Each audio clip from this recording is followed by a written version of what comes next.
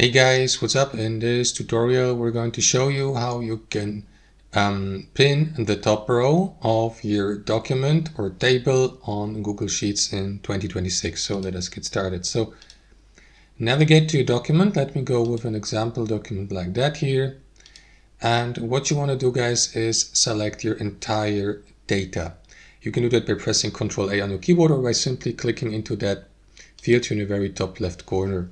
That is going to highlight your entire data. So what you want to do next is navigate to View, hover your mouse over Freeze, and select the row you would like to pin, which is in this case here the top row number 1, but you can also do that for the first or the upper 2 rows or up to 1000, for example. So if your table is really long, you can use that, or contains many rows, you can use that feature here as well, and you can apply that for columns, of course, too.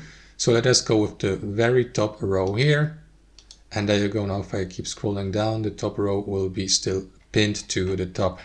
And as previously mentioned, let us apply this also to the top column, so which is in this case here the column to the very left. Select your entire data, View, hover your mouse over Freeze, and select column number 1, and there you go. Now if I, for example, let's assume I would scroll to the right, that first column will still be pinned.